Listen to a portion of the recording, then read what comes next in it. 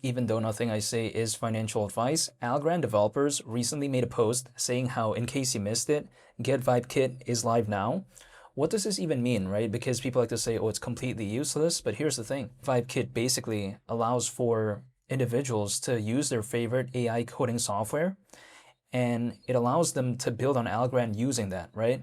So it doesn't restrict people. Like, for instance, we take a look at Gemini. Again, there's a bunch of others, but I'm saying, like, that's kind of the basic gist of it. It basically allows more developers when it comes to the space of AI to kind of maybe build something on Algorand. It doesn't mean they will, or it doesn't mean they would even consider it, but in case they do want to, it does not restrict them to only using a certain thing, basically, right? They can use a bunch of different things and it doesn't restrict people. It opens the doors, right?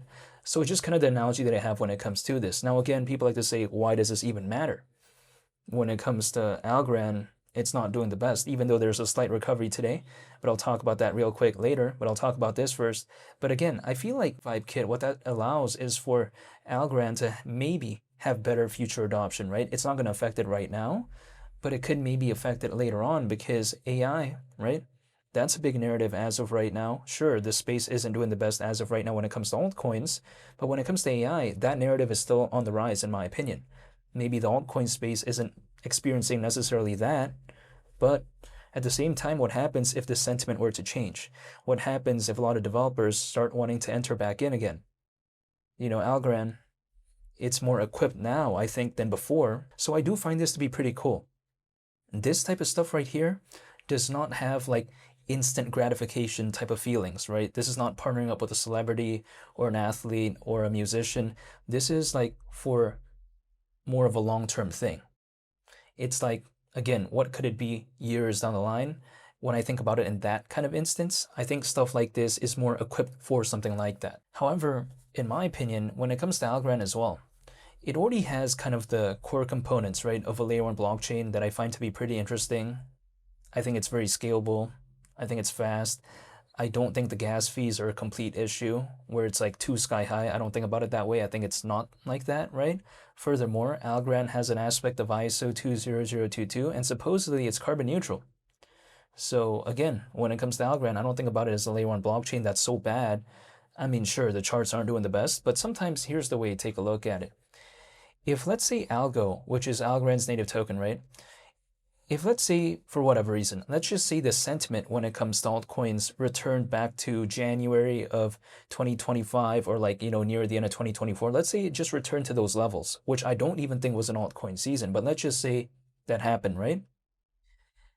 Algo at that point, the market cap was around like 3.7 billion, around 3.8 billion. So basically for simplicity's sake, it was almost at 4 billion, right? So if we take a look at it, as of right now, Algo has a market cap that is currently 5 times lower than that, more or less, right? If let's say Algo could just go back to that moment, not do an altcoin season, right? Just go back to that moment. I'm going to Sizzler. That's the way you take a look at it. Time to go to Marie Callender's, right? A pretty underrated restaurant, which I think is pretty awesome. But here's the thing. Time for me to celebrate at that point because anything I dollar cost average here, if it, let's say, just goes back to that around almost 4 billion market cap when it comes to Algo, I'm going to Sizzler. I mean, as of right now, the market cap when it comes to Algo is like around 750 million. Again, if it just goes back to almost 4 billion, I'm going to Sizzler. Personally for me, I don't even feel like Algo necessarily needs a hypothetical altcoin season for me to have a going to Sizzler type of moment, right? Just because it's so low, arguably. In my opinion, I am not telling anyone to do anything. Now, people like to say, can't Algo go lower? Well, maybe. I mean, I can't control this. I have no control over what Algo does. Like, it does whatever it does, the market, right? Without my input. Like, I can't do anything about this. So the way you take a look at it is this. Yeah, sure, if I dollar cost average right now, Algo could go lower. That is a hypothetical possibility. But even if it does, still, right, we're around 5 times lower than where we were not too long ago when it comes to Algo. Again, Algo just basically slightly over a year ago was 5 times higher in terms of market cap than right now. So maybe Algo could go a little bit lower, but still it doesn't change how we're around, 5 times lower basically than where we were not too long ago.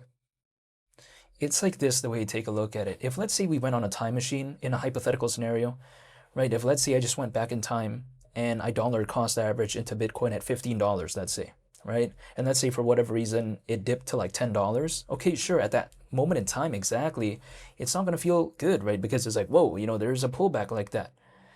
But that difference between $10 or $15, once Bitcoin goes to $1,000, $2,000, $10,000, and now over $60,000, at a certain point, that difference becomes very negligible, right?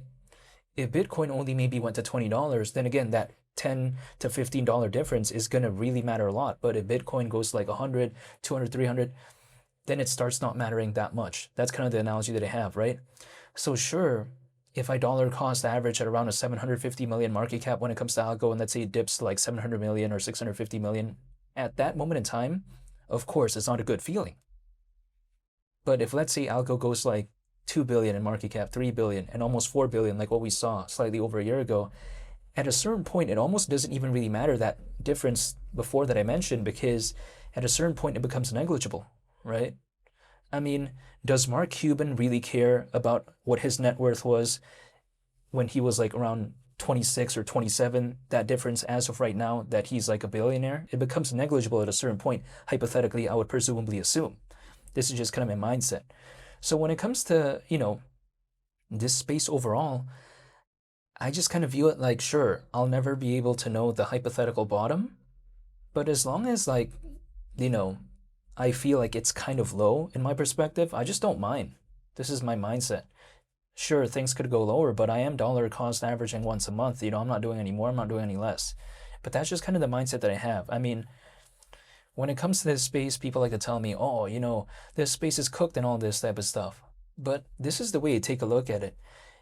The greed and fear index, it's not doing the best, right? Not too long ago, we saw extreme fear. However, sure, of course, things are slightly recovering, but still, it's not that good. Even if it becomes from like extreme fear to fear, it's still not necessarily that good, right?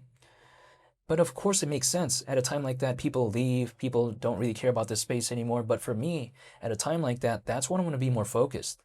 Because what happens when people usually leave? The charts go down. What happens if the charts go down? I like it for dollar cost averaging reasons only. Not for exiting, but for dollar cost averaging reasons.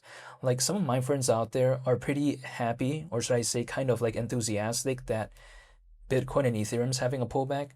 And the reason why is because they are a fan of the project, right? And they see it having a pullback, so they like it for dollar cost averaging reasons. That's what I've just noticed from my friends. But I take that exact same principle and I apply it here, because I am a fan of Algorand, much like they are a fan of Ethereum and Bitcoin. It's just a different project, right? Because Algorand, of course, market cap is way smaller, way less popular, but the same principle applies to me here. If my friends out there are happy that Bitcoin and Ethereum is quote unquote, relatively speaking, somewhat low, right? I think about it no different when it comes to Algorand. So this is why I just haven't given up, but I am not telling anyone to do anything. But nonetheless, right, when I saw that post made in regard to kind of reminding people about the Get Vibe kit from Algorand developers, I do find it to be pretty cool, because I think it opens more doors when it comes to Algorand for adoption moving forward. And again, that type of stuff could hypothetically matter during a hypothetical altcoin season, because if a lot of developers start entering, they start building things, and those things start gaining a lot of adoption, what happens naturally, sometimes attention does increase. And what could happen during hypothetical altcoin season? Sometimes we've seen it do pretty okay things when it comes to other projects. Who knows if it's going to happen in this case, but I've seen it previously in the past before. Good adoption affecting a project during a hypothetical altcoin season. So again, I'm not necessarily like thinking it's a bad update. I think it's actually a pretty cool update that I saw recently, and I still like Algorand overall as a layer 1 blockchain. However, I am not telling anyone to do anything, but I'll be sure to make more updated videos when it comes to Algorand moving forward. So hopefully I'll stay tuned for that. And I want to say thank you for watching. It's been Lee the Captain, and hopefully I'll see you all on the next one. I'm out. Peace. Bye.